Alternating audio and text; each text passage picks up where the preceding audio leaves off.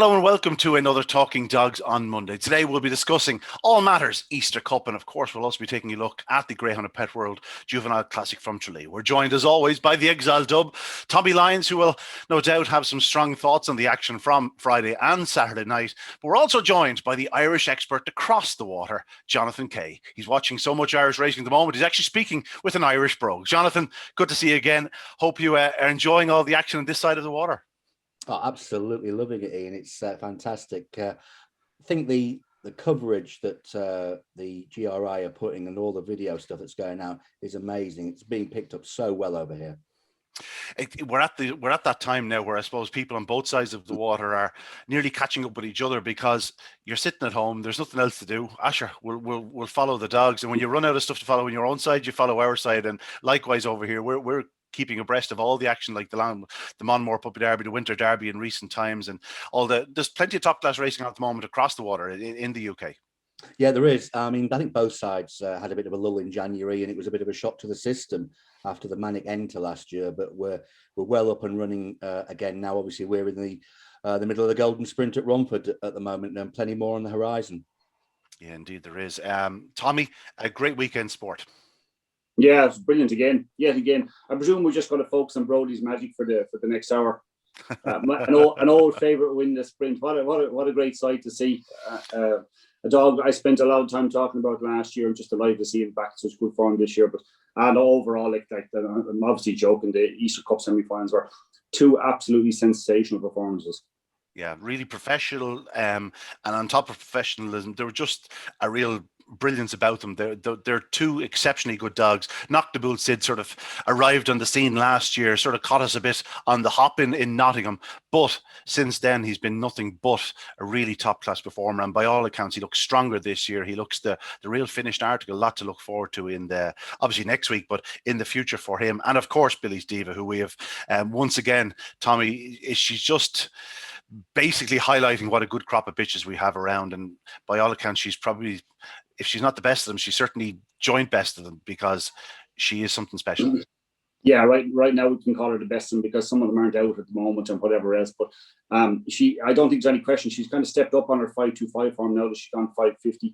We talked about it in the past. If she goes a bit further, she might even be brilliant. Do you know what I loved about the performance the other night? People might say, yeah, she led clear to the bend and she only beat Great Name that 2 lengths. There isn't a dog in the country to beat Great Name that when he gets a clear run by more than 2 lengths. You just won't. He's Derby class. So I wasn't in any way disappointed. In fact, I thought it was a brilliant performance, and they were a long way clear. Beach Avenue, who also showed terrific pacing. My God, swinging wide off the last bend and coming late to get up for 3rd place. There was nothing not to say that was absolute form from the very, very, very top drawer. It was superb. What's the opinion across the water, JK? Are you looking at our dogs over here and going, wow, like every week there's a different star? Is it a case of like Aidan O'Brien, a week or two ahead of the English Derby at Epsom? Is it a case of, there's too many, they can't all be that good? Or is it a case of, wow, they have such strength and depth? It's very daunting, because names keep jumping off the page that maybe you hadn't heard before. And obviously we look to our own top greyhounds, and we have got some very good ones coming through. But although for an English Derby challenge you won't have the numbers that the home side has, I don't think you'll have many weak links. And I think the Easter Cup's shown that already. Looking at the finalists, you've got 3 that were at the front end of the market initially, and 3 that were actually much, much bigger. And I think that just, when you look at the quality that's come through, it really just goes to show that the strength and depth in Irish ground racing is immense. Yeah, and long may it continue. I suppose the whole Brexit situation, the dogs not going across the pond, and it has been harder to get dogs across the water in recent times, because there has been money over here. Dogs are tending to stay in Ireland, and even the dogs that are sold across the water tend to stay here as well, because obviously we've got a full calendar too. Yeah, that is fair. Although I think the Greyhound board over here is getting a lot of praise for the schedule of Category 1 and 2 events that was published recently. I think once we get hopefully out of lockdown and into tracks opening again, really for the last sort of 7 or 8 months of the year, you're going to be spoiled for choice over here, which hasn't always been the case. Yeah, we might see a few more Irish raiders, the likes of the Ballymac Wisdom bitch who won the other night over 750. She's a sister of the Small Mead, I believe. I could see her, potentially if Liam decided to go down the road, taking on a Ledger later in the year, perhaps something like that.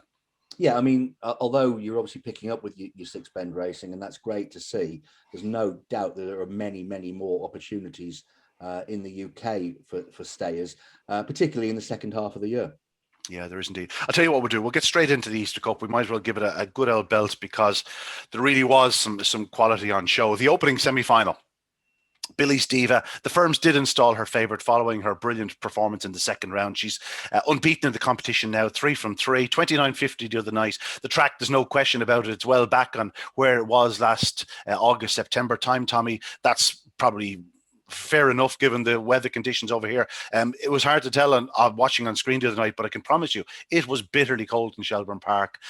Probably not an awful lot of water, certainly at the start of the night, but track was by all accounts in good nick. 29.50. She ran a hell of a race off the front. Great name that, as you suggested, Tommy. And for him to enter the back straight 3 lengths and to be beaten 2 lengths is a great achievement by him, but it's also a great achievement by Billy's Diva, because there's very few in the country that would hold great name that to such a distance. He only made a length up, shall we say, from the second bend. You know, I could count on one hand the amount of dogs that can do that. And back in third, Beach Avenue, he's beaten 5 lengths, but he'd beaten 5 lengths further back into third. He's beaten 7 lengths by the winner. But in defeat, an incredible performance by him. We'll get on to New In Session, Sweep the Yard and Drumdoor Bermuda in a few moments. I suppose New In Session will be the focus of a bit of conversation. But Billy's Diva, there is so much to like about her, Tommy. She really is a world-class performer. Yeah, well, like, look, what maybe we were hoping that she'd add to her armory would be consistent trapping. The clock it's funny because it was a 3:48 section, which was slower than what she produced the previous week, 3:42. And yet she was still a couple of lengths clear in a matter of strides. It's just what you want her to add to it to be the complete package, or more so to say that you go win big competitions just to get out and avoid any potential early trouble. I don't know, Ian, you were there, and I obviously when I'm watching on the video, you never know whether it's a slight video glitch or what. Did maybe Great Name that slightly half stumble somewhere close to halfway down the back, ever so slightly in stride? I'm not certain that happened or not. Look, it didn't make any difference to the result. When Billy's Diva's in front, we know she has the breeding. We know we've seen what she's done in the past. We know she's going to stay really, really strongly. There's nothing going to get to her. I think the 2 lengths is quite long. I don't know. I think it was a bit. I think it was a little bit more than 2 lengths. Looking at it myself now, I'd say just to the eye. I think she was quite comprehensive, and I also think that what's key to this, in the last 25 yards, he certainly wasn't getting any closer or greater than that, and that's saying something for a dog of his caliber. I mean, he was maybe slightly below his best the previous weekend, and he got a little bit of trouble. I wasn't so forgiving of that effort. I thought he was slightly below his best, but he was back to it the other day, and he couldn't get to any closer than 2 lengths to her. I think. It takes nothing from him. He's probably still a Derby challenger, let's be honest about it. But she is just sensational. Absolutely. I feel like we throw out superlatives a little bit too easily, and I'm not. I know. I do. Yeah, well, I think I do too. But I don't even know what more to say about her. Like, she's just a superstar, and she's drawn in 3 in the final. I'm sure we'll go into that detail later on, but like, I think you and I, when we were kids, we always said if we were ever confused about which dog that we should pick in a race, just go with the fastest one. And I think that's her. Let's be honest about it. Even if the draw looks slightly tricky on next Saturday night, Billy's Diva is the star, isn't she? Yeah, she really is a star. There's no question about it. Great name that. I do agree with you. He did take a half stumble sort of halfway down the back straight. I think he did do it actually a couple of occasions through the race. But again, testament to him that he's only beaten 2 lengths at 29.50. Going back to that 2 length point, you got to remember when a dog is finishing as fast as he is and Billy's Diva, that it may look longer, but it's done on clocks. It's not actually done on eye. And it would have been probably 14 spots on the clock, or probably 15 spots on the clock. They're not going to call it. Do you know what I mean? But yeah, no question about it. It was a brilliant performance by first and second. JK, Billy's Diva. Do you have anything female on your side of the water that could compare to her? Well, that's a tough question. But going back to her, I remember way back in August when she made her debut. I think it was 28:09, and everyone was buzzing about that performance. And look, we've seen a few of those before, but she's gone on and she's talked the talk and walked the walk, hasn't she? She's progressed, and it's been great to see. I was particularly delighted to watch her progress towards the back end of the year. Of course, she went off favourite, didn't she, in the Easter Cup final, in the National Puppy final, which was amazing, given that she was in against Ballymac Ariel. Didn't work out for that occasion. She didn't lose anything in defeat, and since she's returned, she's just been impeccable. Yeah, you mentioned that National Puppy Stake final. It was actually Explosive Boy that got in her way on the opening corner, who had been reared with her, obviously from the same outfit, got in her way. And on Saturday night, he actually was the starring showdown at Limerick in the Kirby Trial Stakes, doing a 28-30 odd run. So it just goes to show the quality that was in that final, that the two of them, Ballymac Ariel and Billy's Diva, were so far ahead of the field in terms of the betting. Really was a quality competition. Great name that, JK. You obviously would have known as Dam, Ballymac Bonnie. She was a TV trophy winner. And funnily enough, she tends to throw a lot more early speed. Most of her progeny to date, including most of his comrades, are all about early speed. But this fellow's all about the engine. He's just immensely fast. Oh, when I look at the breed of Ballymac Bonnie, you're absolutely right. It's a real head scratcher because obviously we remember her grinding it out round Toast, a brilliant bitch that she was. Great name. That's a great bellwether dog. Listen to what Tommy said. If you run well against a great name, that you've run a good race. Full stop. He did get tangled up badly at the third bend in the second round, and I would also agree. I don't think he was running particularly probably his best race on that occasion, but I think you mark him up massively this time, given the fact that the draw was so tough and he had to overcome that. And of course, when we look to the final, well, he's got due reward, although his record from Trap 1 isn't as great as you might think it could be. It's decent, but it's not spectacular. Yeah, he's probably a dog that does want a little bit of space around on the opening corner. We did see him checking on the corner a few times at the back end of last year. That was probably because he found traffic in a few of his early starts, but just by all accounts seems to be a different dog nowadays, a bit more mature. You saw it the other night from 5 going up very fast, and when he got a clear run in second, he was certainly going to qualify. He was always going to finish pretty close, and he did. Beach Avenue is a very versatile performer. Tommy, you've mentioned him. A dog that's won over 750 yards. He was a semi-finalist in the Laurels. He won the Curraheen Park 575. A joy to own. Yeah, he of course he is, because of the pure raw ability he has. He did exceptionally well to qualify the other night, because he actually swung very wide and to come around dogs, and that'll tell you the momentum he had, that he decided to do that because he was trying to get past dogs in front of him. He's a seriously fast dog, but over 550, obviously he's at the very top level like this. He's going to struggle to win competitions, because he's always going to find himself well behind. I think the days, with the level of quality that we have at the moment, if you're not going to be able to stick within a couple of lengths of the pace, you're not going to win much. The dogs that are getting out in front are staying very, very strongly, like Billy's Diva, like Great Name That. Beach Avenue is Paul has, I think he's two in the final. Yeah, Boys Sports Bingo as well. You just expect that of Paul. I don't think Paul has quite the strength he's had in previous years, maybe, but it doesn't mean he doesn't do exceptionally well with what he has. Beach Avenue and Boys Sports Bingo are testament to that. Like they're difficult dogs to knock out of competitions. Just the style of running as well as everything else. You get them there in peak form, they'll give you a performance. He looked like at points in that run last week, his pace was as good as anything in the race. It's just that unfortunately he gives it away early, and he's probably always going to do that. But got a seriously fast dog. Yeah, and a Law Hill Blake that stays 750 yards. Again, it's back to the Ballymac Bonnie thing. JK, Beach Avenue, he's a dog. What you say? What's the term? A jack of all trades but a master of none. He's just a very, very talented greyhound. I'm not sure what his best trip is. No, but of course he did have his moment in the sun when he won that final down at Curraheen, and you have to say that he's the sort of dog that you've always got a chance of at least framing up with, because he's never completely out of any race. Now, if the speedsters get away from him in the final, he's not probably going to catch you. You're not going to come from behind to win in 29-40 or what have you, not from where he's likely to be, but it won't be for the lack of trying. Yeah, and in theory, he does have a good draw in the final, but we'll get on to that in a moment. Just we're touching the 3 dogs that didn't qualify, Sweep the Yard and Drum to a Bermuda. They were really up against it. New win session.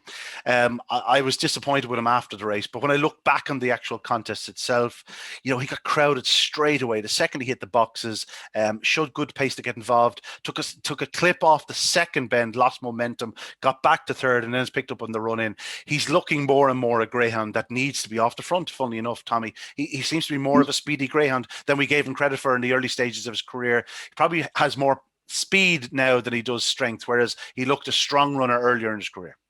And I think that will be borne out. he seemed to have a look around himself at the first bend the other night, because he seemed to not know where he was in terms of, obviously, as you say, he likes to be on the front end and where he gets a good size of the lure. And he didn't have that the other night. He slightly missed a kick, got crowded straight away, showed lovely pace up to move into third place. And just on the bend, he seemed to lose himself a little bit. He was always going to be in trouble from that point because he lost momentum and he wasn't gaining the ones down the ones in front, and you got powerful stayers in behind. Like, it was always going to be a bit of a challenge to qualify. He's going to be a difficult dog to win big competitions, in the sense that we know he has the talent, but you're going to have to get him out of traps every single time flying. As you say, I think the thing about him is you got to get him out in front. Now, Graham Holland is very, very capable of that. He's a brilliant trainer. We know what he can do with greyhounds. He's just new in session is going to be a bit of a challenge for him for the entire year, I'd say, because when you have a dog of that ability, you're going to be frustrated if you can't get him to win something big. Like, so I don't know. I'd say he's a dog that I'm never going to be quite comfortable backing, or certainly not to win competitions. But I know that he's going to be a danger to me anytime he's in there in an individual race. Like, that's the type of dog he's going to be. He's another one of those. He's a bit like the Ballymac Wild Dog. I think he's going to frustrate me through the year. Yeah, JK, do Graham's job for him. Where would you put him? Where would you send him? 575 at Romford. I think him and Ballymac Wild both fall into that category. I think you've got greyhounds here who are bulls when they're in front, but they're not as confident when they're in around dogs. So you look to try to get them to the front in their races. Obviously, I'm not suggesting that as a practical proposition at the moment. I know that there will be stamina issues, but for me, you're getting you in session to the front. So I'd probably look to run him over a distance where you're guaranteed to get him into the front and take my chance in front. No, that's fair enough. That's fair enough. We'll move on, because Knocking the Bull Sid had no such problems. He gets to the front more often than not. He's looking more and more the polished article every time we see him. Last year, he was actually desperately unlucky to crash out at Nottingham, JK, but since then he's proven that it was no fluke. He's become a really top class greyhound. He won the Kingdom Derby at the back end of the year. This year he's a bit unlucky not to win the Gold Cup. He was leading into the corner, got done, and here we are. He's going to be one of the favourites in an Easter Cup decider. Okay, he's out trap 6 in the final, but he can certainly win from there. Well, look, you sort of sneaked him under the radar into Nottingham, I think, last year. Well, no, he snuck under our radar too now. We're not going to say that. Because, of course, he came out and he did those amazing sectionals. And, when you've got that in your locker, that explosive pace out the boxes, in some ways, it doesn't matter where you're drawn, but you can't make a mistake, obviously, in an all-railer field drawn 6. I thought in the final of the Gold Cup, he could have driven the bend harder, if I'm honest with you. I thought that was probably the losing of the race for him. But he's done nothing wrong in this competition. I think that the trip suits him really, really well. Obviously, there's a massive question mark simply because of where he's drawn in the final. Yeah, Tommy, there's so much to like about him. He's just a real, and sometimes people sort of nearly see it as an insult when you call a dog a professional, because he's more than just a professional tracker, a dog that gets to the front. He's now showing he has pace everywhere. He's doing 29.53. Billy's Diva does 29.50 with a solo. That's incredible running. Yeah, he is, like you said. I mean, I didn't know much about him, or didn't have him rated highly, certainly before he went to Nottingham. And then all of a sudden he was pinging out, and he was showing us what he's capable of. He came back and he's showing it again. The longer run up, and maybe against not so specialist early pacers, even it's kind of he's actually getting a little further clear early. The performance the other night was it was brilliant. Now there is 3 spots in it and whatever else, and it's not a lot. But it's exactly what we expect him. I don't think he actually flew out of traps. It was just those first 25 yards that were particularly impressive. He just seemed to accelerate. He just took off. I think that's what he does. Like he has sub 2 seconds sectionals over 5.25. He hasn't done the real big 3. Maybe you're not capable of doing it. Maybe the way the track is at the moment, it's not even possible to do your 3.30 or 3.29, 3.30 early 3.30s. Maybe you just can't do that at the moment. But he's shown electric early pace, 25 yards. It's going to get him. I don't know if it'll be enough to get him in front in the final.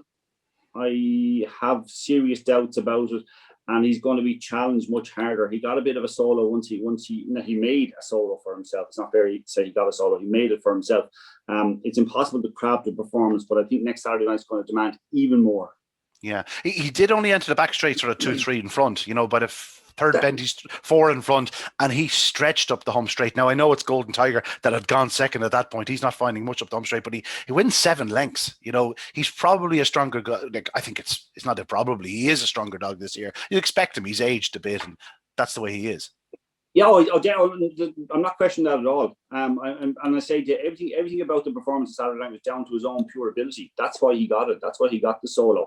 I was quite impressed with Golden Tiger, I have to say, for a dog who missed a kick and clearly wanted to be inside. He showed terrific pace. I mean, he went by Boyle Sports Bingo at one stage, which to me is serious running, and he was never going to hold him up the straight. So I came away thinking a lot more of Golden Tiger. I think he might fall shy at the very top level. But I came away thinking, God, this dog could yet develop into a top dog. You know, things will have to fall into his favor and all that. But no, like that nothing from that semi-final. Let's be honest about it. You would expect nothing from that semi-final to win the final, only not to go seed. That's the reality. Unless something else happens, like something goes untoward. We don't want bumping or a rough race. We want a nice clean race next Saturday night. And you think the Boyle Sports Bingo has to improve, Golden Tiger has to improve. But I did come away, as I said, a bit of positive for Golden Tiger. Yeah, Boyle Sports Bingo in second spot. You know, he's at it's a strange type of career. You know, he was second in the Juvenile Derby early in his career. He was sold, and took a while now to find his feet for Paul Hennessy. Towards the back end of last year, sort of come into himself, and then for the last 2 or 3 months, he's been absolutely flying. In fairness, as a greyhound, he deserves his place in the decider. But as you say, he definitely has more than sort of a few lengths to find. He needs probably a bit of a miracle, and a flying start would help, but even that mightn't be enough. Golden Tiger, I did say it last week, I think he could be a dog that just might surprise. I wouldn't be surprised now if this fellow turned up a toaster and found his trapping boots if he went very well, because he's going to be suited to an inside draw. He has good early speed, and we saw the other night, JK, that this fellow can absolutely hammer down the back straight. You know, it was fair running to get as close as he did to Knockable Sid after the start he made. Okay, he found little up the home straight, but he was after doing a lot of running at that stage. I think he's the dog I'll probably take out of the competition that was, not a headline maker coming into it. He wouldn't have been in Graham Holland's top ranked greyhounds coming in. And I thought particularly that victory last weekend was very impressive in terms of early pace. Maybe he's not at the moment a true 550 dog, I think, perhaps, but he's going forward. He plays a role in the final because he could potentially be a hazard to Billy Stephen, no doubt about it.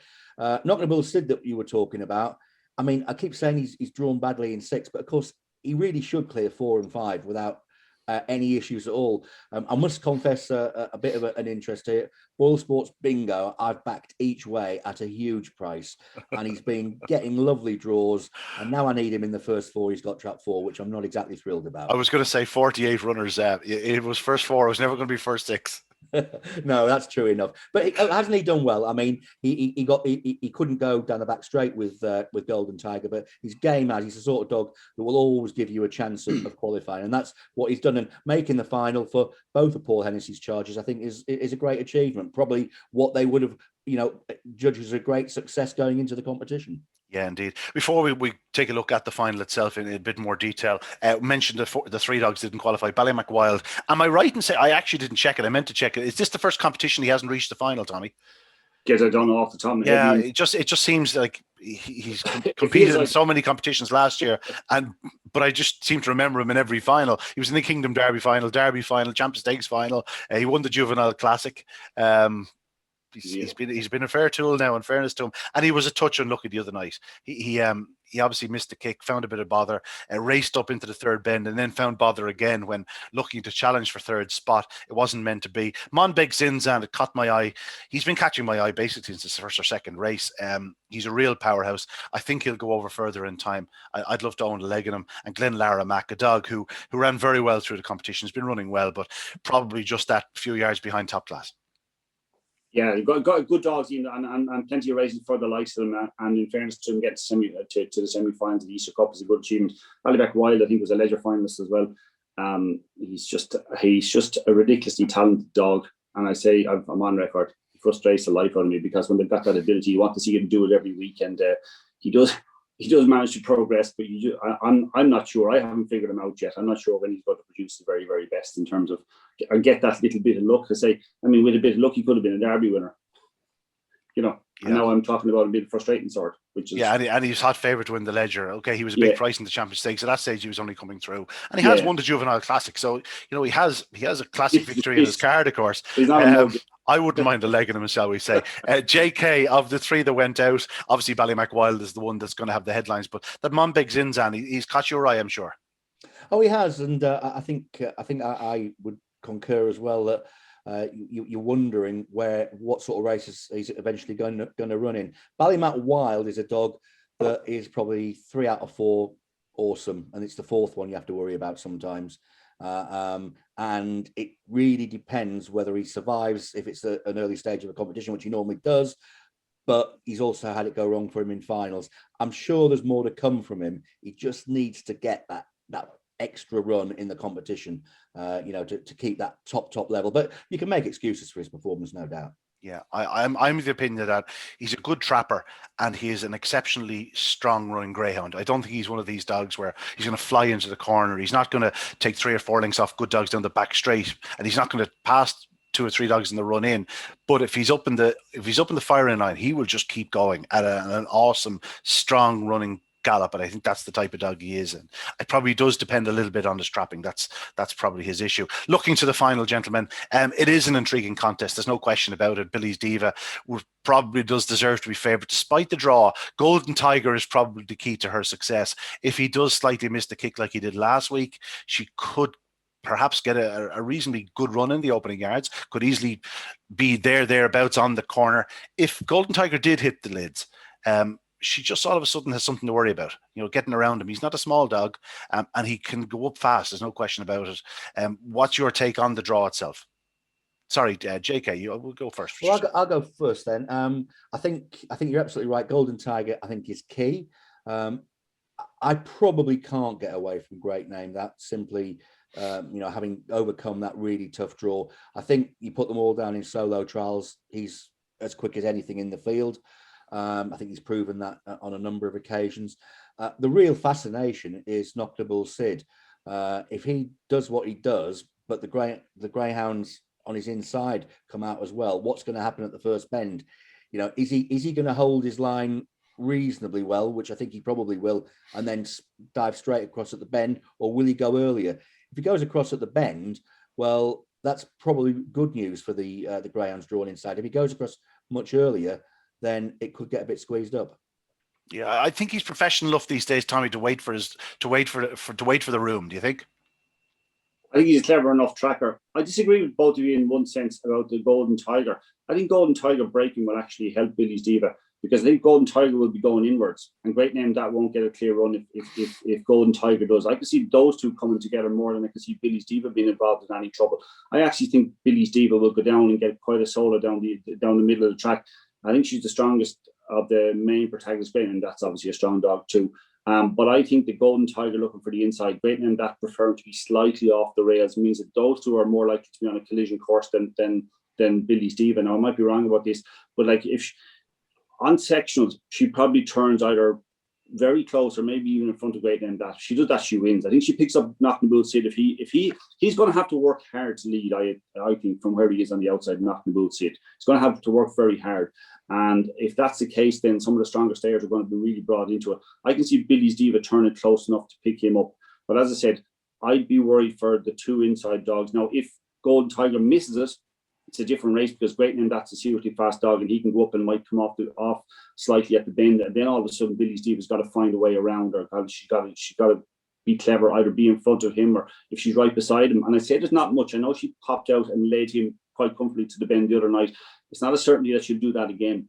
He's capable of breaking that bit better as well. So if those two go up side by side, it's a tricky one, because Great Name that is seriously strong too. I think she can still edge it, but I think it'll be much more of a race. But if she goes up as well as she did the other night, I think there's only one winner. Yeah. Listen, I think if Billy's Diva hits the front, it's over. No question about that. Yeah. We could debate it all day.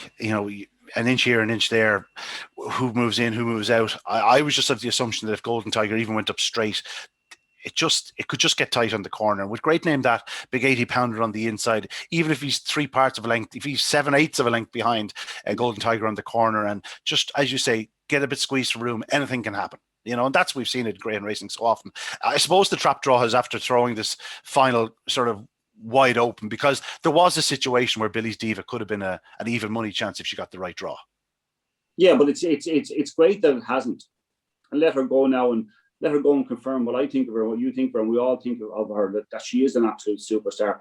That because you're not going to get through derbies or whatever else without having to overcome some adversity. And this is a tough final. This is great, actually. It has a tendency to happen that the trap draw, throws a final apparently wide open.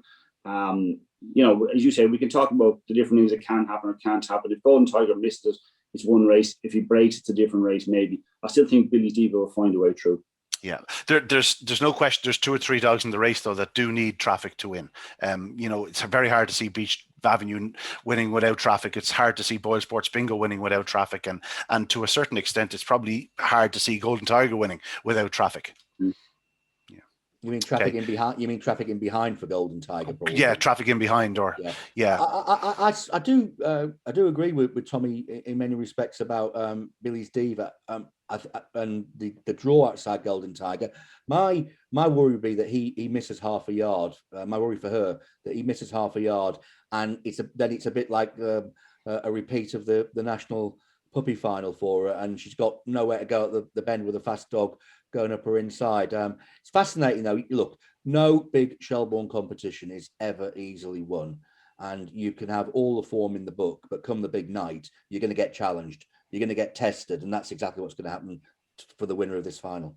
Yeah, no question about that. It just so happens that 1 or 2 of them did make their appearance last year in the Juvenile Classic. I believe Noctable Sid was in the Juvenile Classic last year.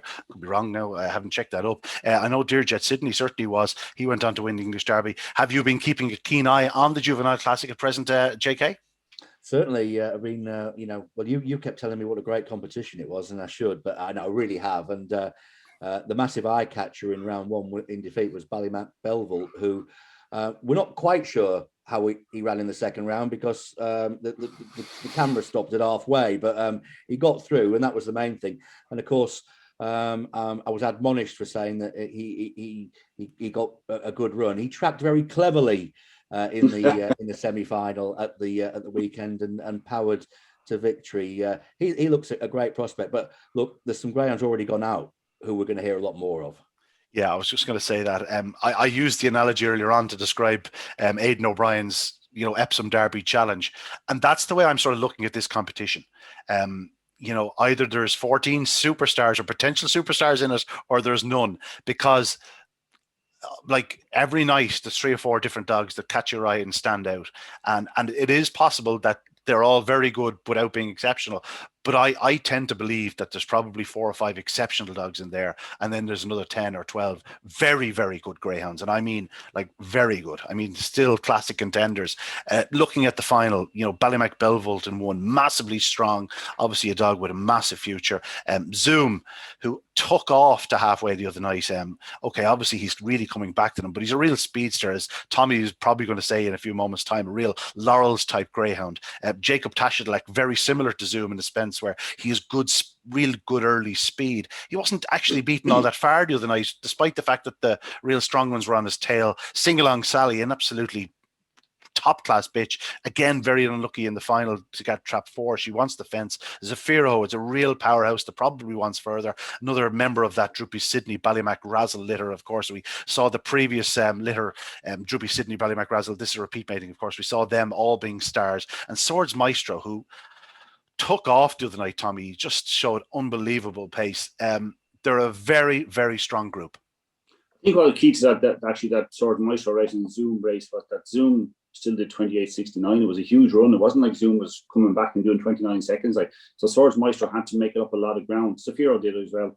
I was fiercely impressed with Swords Maestro. What I would say about the competition, and we did say a lot of good dogs have gone out of it, I would say, and we can't do an hour without mentioning Yawl, but like Yawl has always been renowned as being a good track for young dogs to learn from. And if you buy out a Yawl, you tend to get a good dog. I think Tralee is very similar.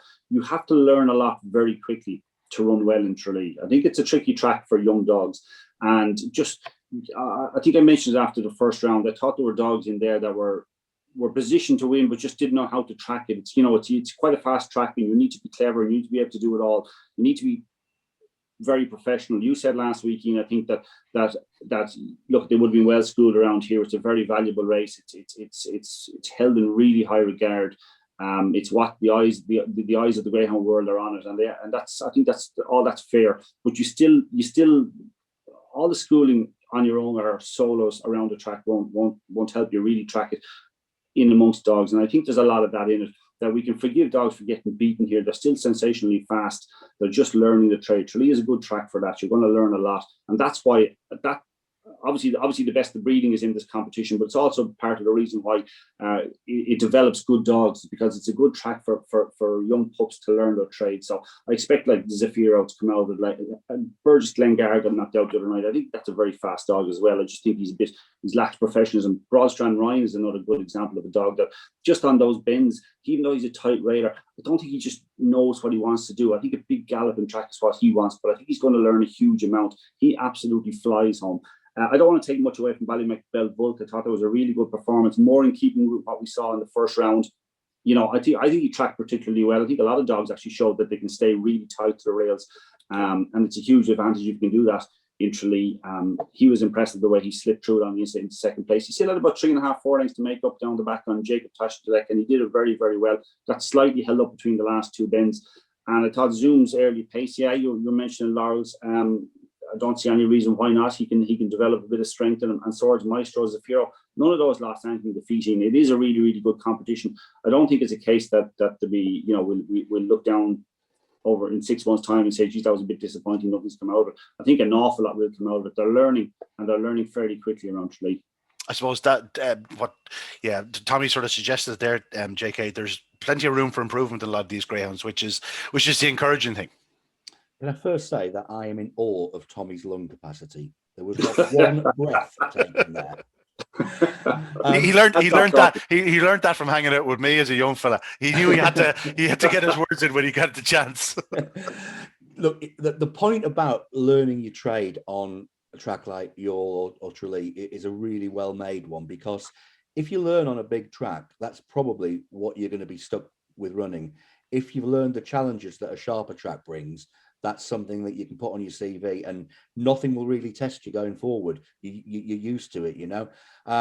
I think go 6 months down the line, and when we're watching a greyhound who comes out and does a big run somewhere, we'll have a look back at the back form. Oh, of course, that ran in the Juvenile Classic. Didn't maybe figure, but whatever the finalists and the winner goes on to achieve, the rest of the runners and so many runners that maybe even exit in round one will make a big mark. You just know that looking at it. There was all sorts of pace. There were legs all over the place, but they'll learn. Yeah. If you even look at the 6 greyhounds that went out the other night, you know, it would have been a very fitting final. Broadstrand Ryan is an aeroplane. At one time only, he had run so well in the quarterfinal, showing devastating early speed. The Ballyhimmock and Boy Dog is a bright future. There's far more to come from him. Tommy alluded to Burgess Glengar, you know, unbelievably fast greyhound. Ballymac Merlin had shown exceptional pace in the previous round, and Good Cody had, of course, won a round or two. You know, the 6 greyhounds that went out, you know, you could have put any one of them in the final and it wouldn't have detracted in the slightest. I think it's just one of those competitions where the strength is really there. And I think it's just testament to where we are in Ireland at present. We have an awful lot of, we have a very fast breed in Ireland at the moment. You know yourself, it goes through stages, goes through cycles, but just at present, just seems that there seems to be an awful lot of fast greyhounds about.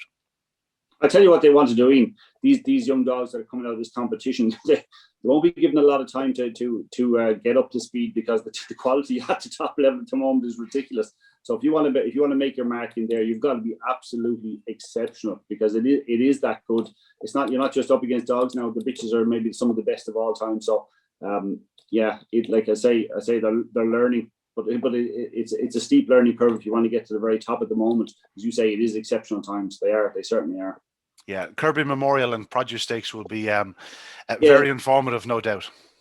Oh, massively, because that's kind of the next natural step for these dogs. It's going to be, we're going to be busy for the year. Yeah. JK, a later English Derby this year. We might see a few of them over there because it is a bit later and they get a chance to have a bit more racing under their belt.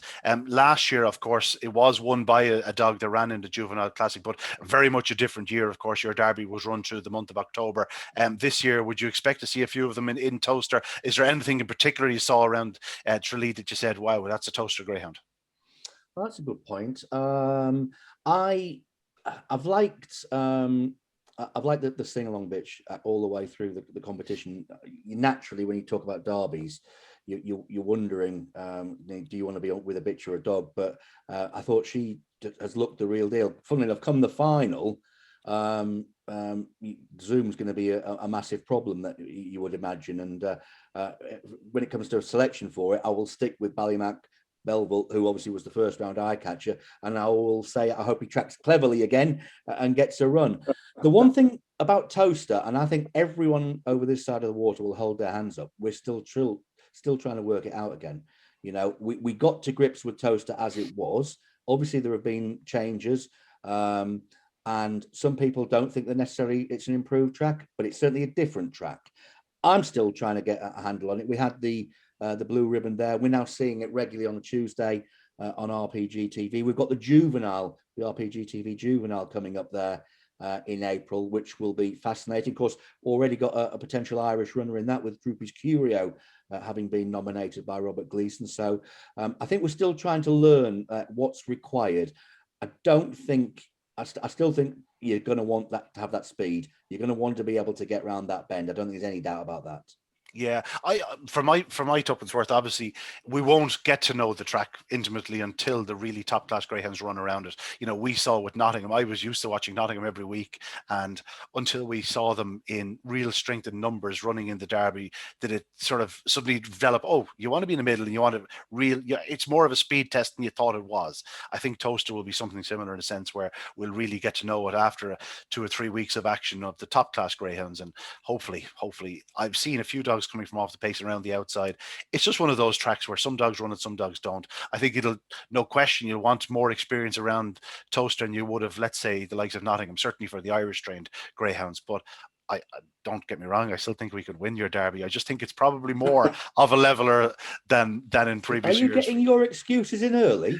JK, that's the only time to get them in. You know yourself. But yeah, just another point there. You were talking about Singalong Sally. Obviously, there's an Oaks possibility. You know, I'm not sure of the dates, but be close enough to the English Derby. The only argument I would say that is perhaps they might bring her because you probably have more chance at this present moment in time of winning English Derby than you do in Irish Oaks, because the bitches over here are like, if we brought our top 10 bitches and left the dogs at home, I think it would have been English Derby. Come on, Ian. That's the way I think we are. I don't know how far in we are, but you haven't mentioned Ballymac Ariel yet. Come on. Yeah, oh, don't worry, you'll see her yet. She's going to the Kirby, and if she takes to the place, gets her trapping in order, and that's what she's missing, the ping start. But if she gets her start right, there's not a greyhound on the planet that can match her, trust me. No, absolutely. And look, the great thing is with the bitch form, it's all interlocking and working out. You know, they're all constantly coming out and proving themselves. So yes, the top 3 or 4 may beat each other, but they beat everything else too. Yeah, indeed. Tommy, very special times over here. We've got a great crop, and we look forward to showing the English what we can do on their own home turf. The day you say we're not going to win the English Derby is the day we just shut down greyhound racing in Ireland. What a pointless exercise. If you listen to you having an opinion on the English Derby now, like, yeah, we're going to win it. We're going to win it. Look at you. Give me evens, will you? The odd time you're right, Ian. The odd time you're right. You have to listen to this all the time, JK. I don't know.